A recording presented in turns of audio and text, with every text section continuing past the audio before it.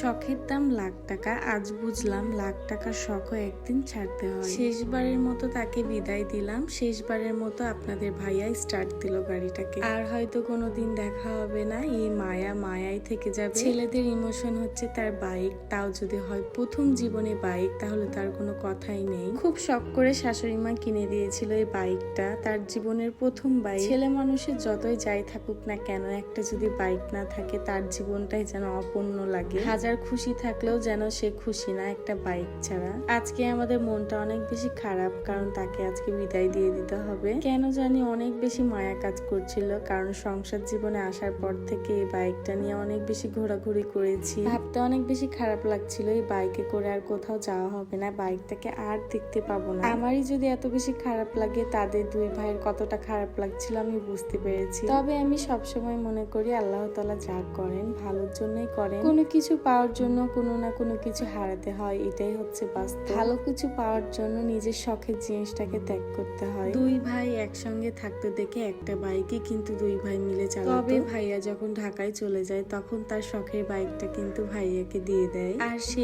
একটা নতুন বাইক নেয়। যদিও 1.5-2 বছর ধরে এই বাইকটা সাইরার বাবা চালায়নি, তারপরও তার একটা অন্যরকম মায়া কাজ করছিল। সে অনেক বেশি ইমোশনাল হয়ে পড়েছিল। কারো মনে কেনার খুশি, কারো মনে বিক্রি করে দেওয়ার জন্য মনটা খারাপ। আপনাদের সাথে ভিডিওটা শেয়ার করার কারণই যে আমার এই প্রোফাইলে সারা জীবনের জন্য এটা স্মৃতি হয়ে থেকে যাবে। আমাদের থেকে আমাদের আল্লাহ তাআলার উত্তম পরিকল্পনাকারী, সে আমাদের জন্য সবকিছু ভালোই ভেবে রেখেছে। আমি সবসময় মনে করি একটা যদি শখের জিনিস জীবন থেকে হারিয়ে যায়, তার থেকে ভালো কিছু জীবনে আসবে বলেই হয়তো সেটাকে হারিয়েছি। আমার বড় ভাসুর এত বেশি ইমোশনাল হয়ে পড়েছিল, কারণ সেও 1.5 বছর 2 বছর থেকে গাড়িটা চালাচ্ছে, সে ক্যামেরার সামনে আসতেই পারেনি। সারাদিন এই বিষয়টা নিয়ে বাসায় সবাই অনেক বেশি মন খারাপ করেছিলাম। তবে কি করার, কেন বিক্রি করলাম, কি জন্য করলাম, সবকিছু কোনো এক সময় কোনো একদিন আপনাদের সাথে শেয়ার করব। সবকিছু শেয়ার করতে অনেক অনেক বেশি ভয় করে, কারণ মানুষের বদ নজর অনেক বেশি খারাপ। তাই সময় মতো আপনাদের সাথে শেয়ার করব, একটা ভালো সময়ের অপেক্ষা করছি। তবে সবসময় মন থেকে এটাই দোয়া করি, বাইকটা যার কাছে যেভাবে যেখানেই থাকুক না কেন ভালো থাকুক, সেই মানুষটাও যেন ভালোভাবে চালাতে পারে। আপনাদের ভাইয়ের মন খারাপ ঠিকই, কিন্তু সে